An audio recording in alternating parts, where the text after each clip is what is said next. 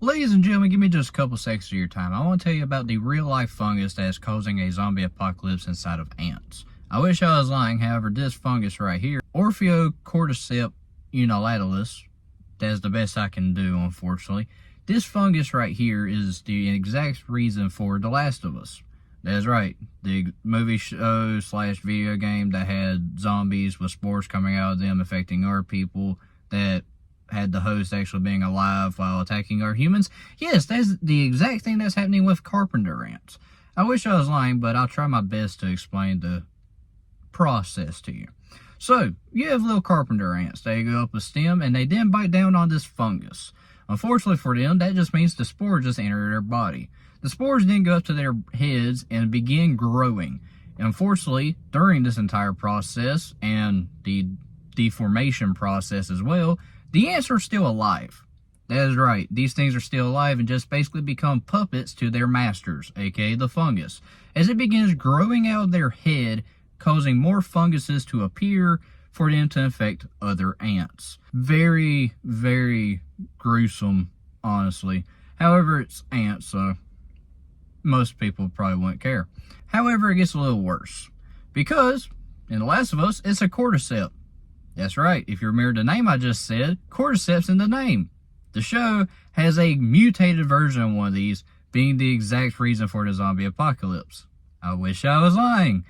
I then got on a completely side project of, can this thing actually harm humans? And I actually got good news for everybody. It can't, due to a couple different natures. The first one being that this fungus actually decided to specifically go after ants. Just completely go after ants and just completely dog water them. And I wish I was lying. Unfortunately, the fungus cannot do heat. And humans have a lot of body heat, meaning that the spores would just die in us. On top of this, we have multiple different layers that protect us from the spores. Specifically a brain blood, therefore we would kind of like filter it out. On top of this, the simple fact of it would have to be a very, very mutated version due to the single fact that funguses barely, and I mean barely, go across different species. This fungus specifically mutated to go after insects. So that is actually good news. It won't be going after us anytime soon.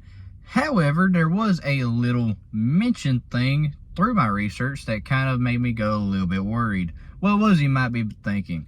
Well, due to climate change, these things could actually be evolving pretty soon to therefore get rid of the us killing it through body heat idea, and therefore we might be at a little bit of a FU to ourselves due to our own making of having this thing possibly making a video game into real life. I wish I was lying. However, someone tells me the CIA or somebody's going, ooh, I have a new idea for what we're going to do in the 2000s.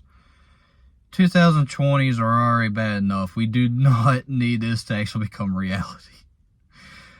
But yes, if y'all actually had no idea about this thing, glad I could tell y'all about it, because honestly, I didn't know that there were zombie ants. Just like how I also didn't know that there's a type of wasp that goes up to ants, injects them with eggs, and then has them basically give birth to other wasps. That is right. I wish I was lying, but here you go. If y'all would like the video on them as well, just let me know. I'll get to making that video. And there's also a version that does it with cockroaches as well. So y'all let me know if y'all would like to hear more about these zombie parasite type stories, and I could definitely let y'all know. But yeah, I'll see y'all in the next one. Bye y'all.